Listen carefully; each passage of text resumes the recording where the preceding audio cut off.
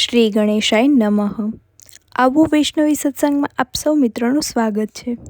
મિત્રો, આજના આ વિડીયોની અંદર રક્ષાબંધન કઈ તારીખે છે, તેની પૂજા વિધિ, શુભ મુહૂર્ત, રાખડી બાંધવાનો સમય, ચંદ્રગ્રહણ તેમજ તેનો મહિમા અને પૌરાણિક કથા, તે બધું જ આપણે આ વિડીયોની અંદર શ્રવણ કરવાનું છે.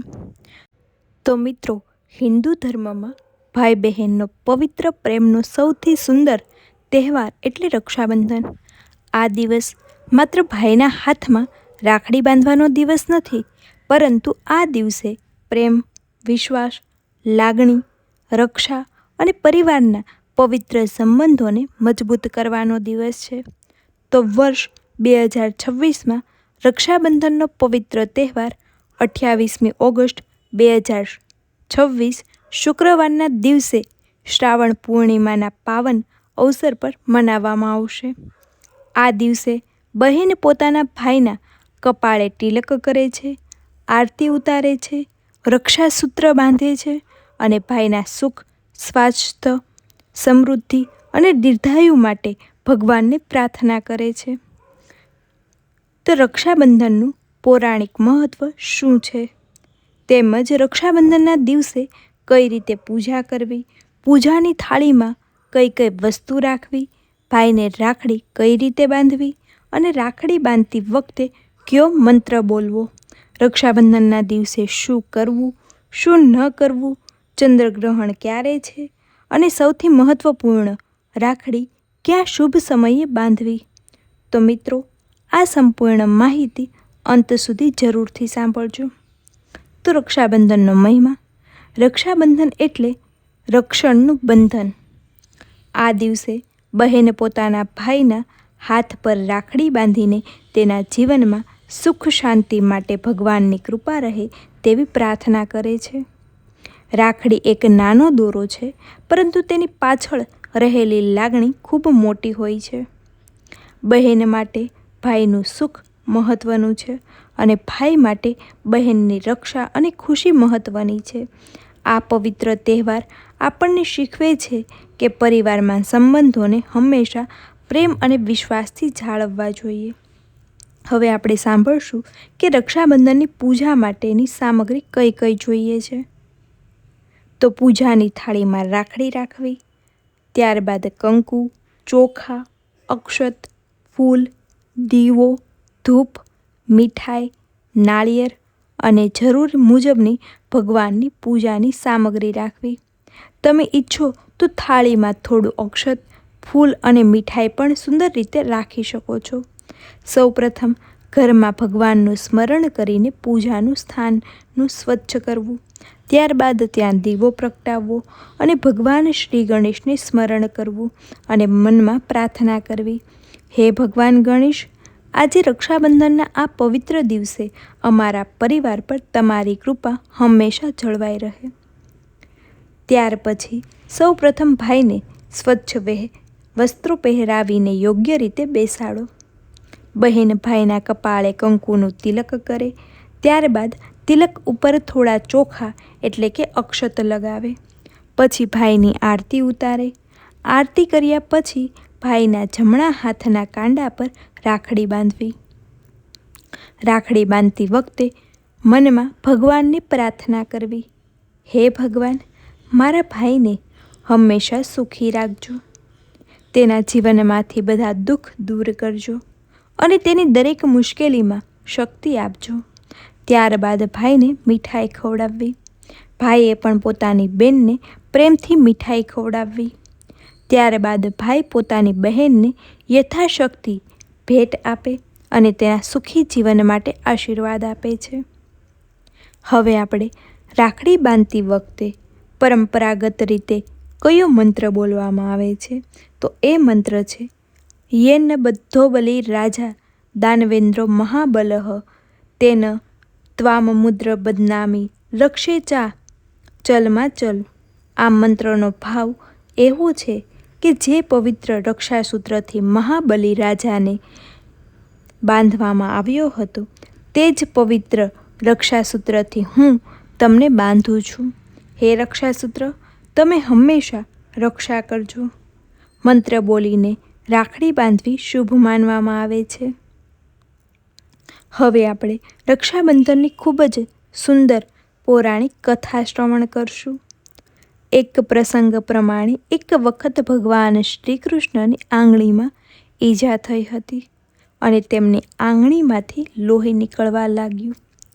તે સમયે દ્રૌપદીએ ભગવાન શ્રી કૃષ્ણ પ્રત્યેના પ્રેમ અને લાગણીથી પોતાની સાડીનો થોડો ભાગ ફાડ્યો અને ભગવાનની આંગળી પર બાંધી દીધો. દ્રૌપદીની આ નિષ્ઠકપટ લાગણી જોઈને શ્રી કૃષ્ણ ખૂબ પ્રસન્ન થયા. ભગવાન શ્રી કૃષ્ણએ દ્રૌપદીને વચન આપ્યું કે જ્યારે પણ તેને મારી જરૂર પડશે ત્યારે હું તેની રક્ષા કરીશ.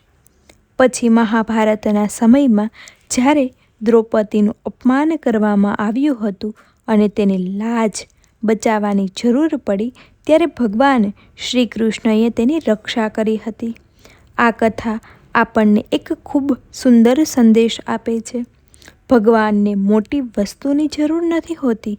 સાચા પ્રેમથી કરેલી નાની સેવા પણ ભગવાન સુધી પહોંચે છે.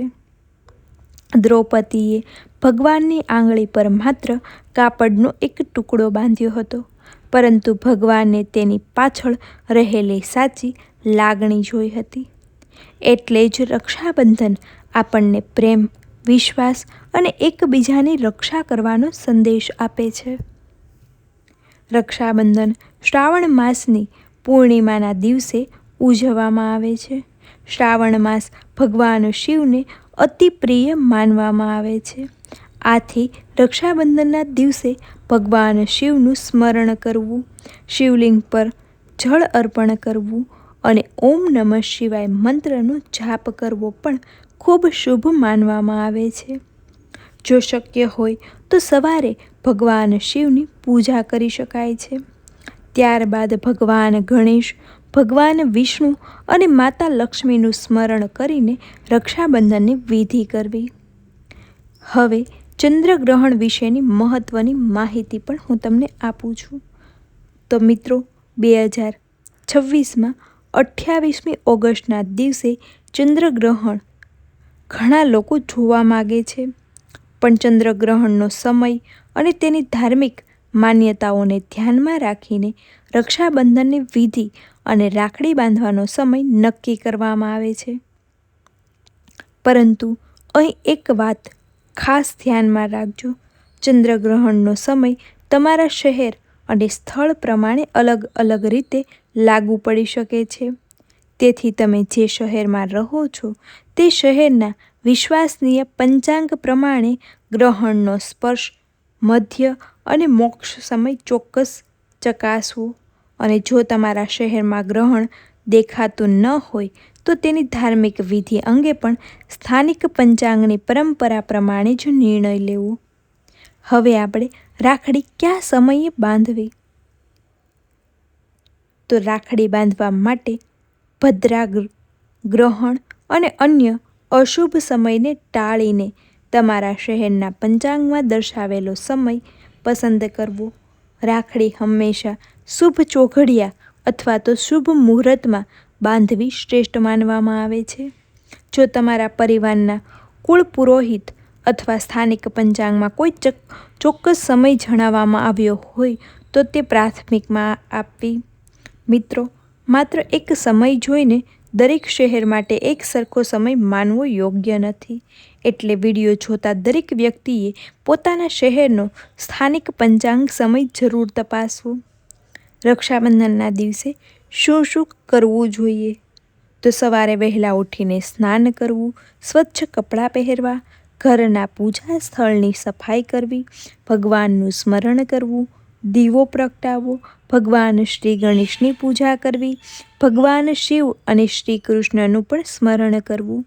ત્યારબાદ શુભ સમયે ભાઈને રાખડી બાંધવી, મીઠાઈ ખવડાવવી અને ભાઈ બહેન બંને એકબીજાના સુખ જીવન માટે પ્રાર્થના કરવી.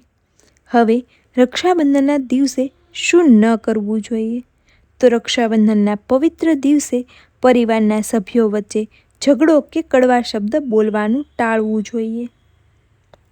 ક્રોધ અને અહંકારથી દૂર રહેવું, શક્ય હોય તેટલું સાત્વિક ભોજન કરવું અને સૌથી મહત્ત્વનું, રાખડી માત્ર દેખાવ માટે નહીં પરંતુ પ્રેમ અને શુભ ભાવનાથી બાંધવી, કારણ કે તહેવારની સાચી સુંદરતા વિધિ કરતાં પણ વધારે લાગણીમાં રહેલી છે.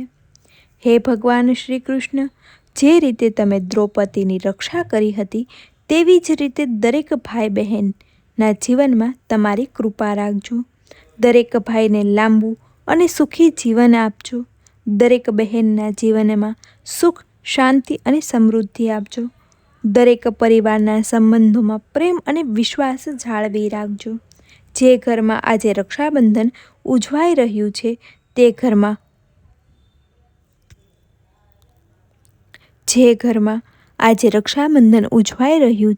તે ઘરમાં હંમેશા સુખ શાંતિ રહે. કોઈ ભાઈ બહેન એકબીજાથી દૂર હોય તો તેમના સંબંધોમાં ફરી પ્રેમ અને લાગણી વધે અને ભગવાન દરેક ભાઈ બહેનની હંમેશા રક્ષા કરે. તો રક્ષાબંધનના આ પવિત્ર તહેવારની આપ સૌને હાર્દિક શુભકામના.